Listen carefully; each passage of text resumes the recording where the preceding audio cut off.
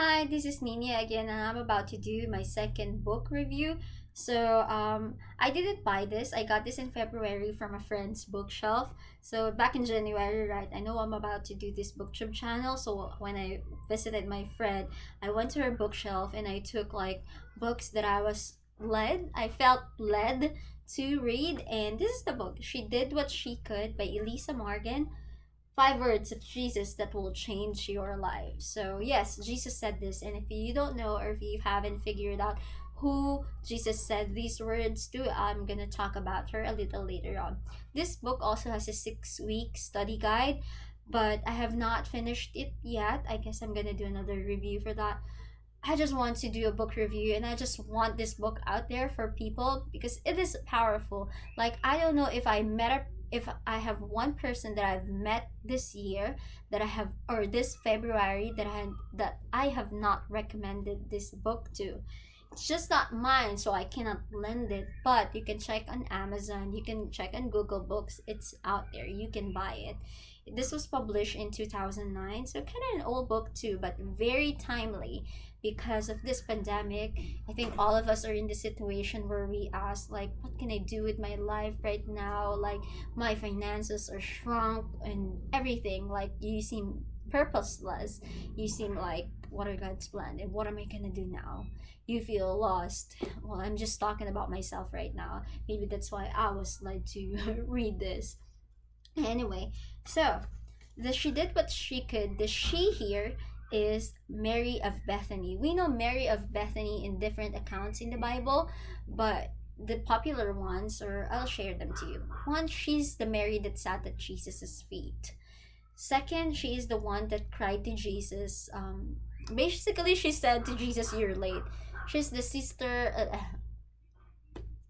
The dog. Okay, the dog will keep on barking, but I'll do what I can, right? She did what she could. So she's the one that cried at Jesus' feet. I said she basically told Jesus that he was late because um Lazarus was dead for days, and she just went there. She came running to meet Jesus, and she said, "Oh, if only you've been here. You were not here. So my brother, he's dead." So aren't we like Mary of Bethany? Sometimes we think Jesus is late, but no, he's not. He's always on time for his glory. Okay, anyway, another point. So he's also the daughter of Simon. Simon was the owner of the house where the alabaster jar happened. And she is that Mary who broke the jar and anointed Jesus. So in the book of Mark, that's where Jesus said she did what she could. But it was in the book of John where John, the writer of the book of John, said that it was actually Mary of Bethany that did that. Because in the other gospels, it's just a woman, a woman. So in this book, it cites different examples of she did what she could events in our lives, and it's not only for women. Like the first example that struck me the most that Elisa Morgan wrote was this man, his neighbor from across the street died, and he saw how everything is moving.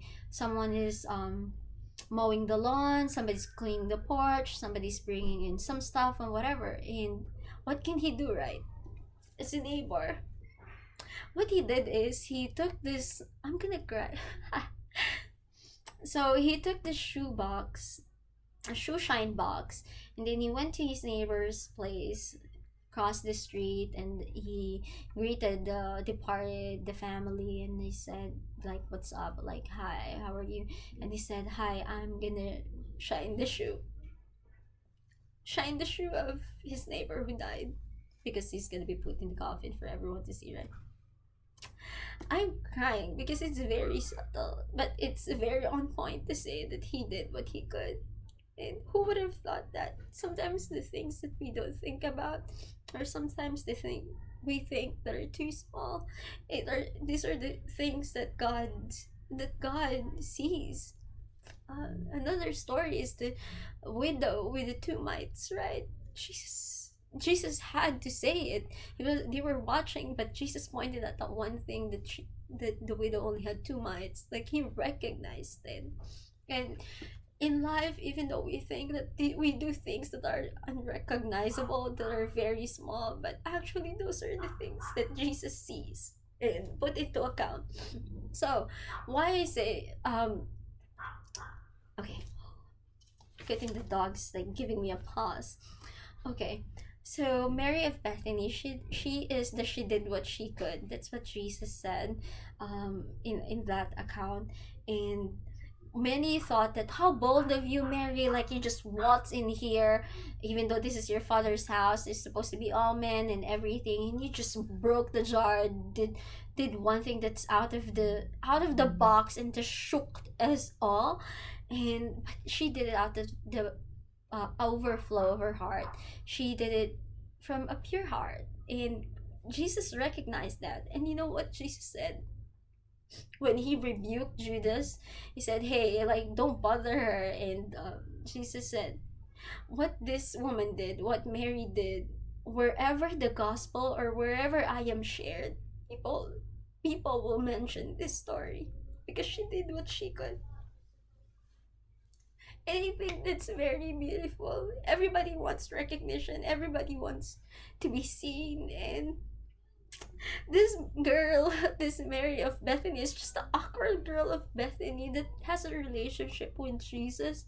And just, what can I do for you? Like, I want to do something for you. So she did that. And I think that's very powerful. This is supposed to be a book review, and I'm crying. I don't know if the audio is going to fit in, but anyway. So, yeah, Jesus looks at the small things. Um, this is a very inspirational book, and I'll recommend it. There are moments in this book because she cited examples on how you can do what you could, and you'll be surprised, like, oh my gosh, I did that. And probably Jesus saw it too, even if nobody has seen it. And so this book is a very powerful and inspiring book, and that's why I highly recommend it in this time of uncertainties, in this time of all of us are in locked down. What can you do in locked down? Not just literally inside your house, but locked down financially, locked down emotionally. What can you do for Jesus out of the overflow and out of the purity of your heart? And for sure, God will see that as He saw Mary of Bethany. So yeah, um, great book. And I'll definitely do a 6 week study guide or maybe another review for it. I just can't stop reviewing it and I can't stop sharing about it. I hope you were blessed, even though I was crying half of the time. And yeah, shalom.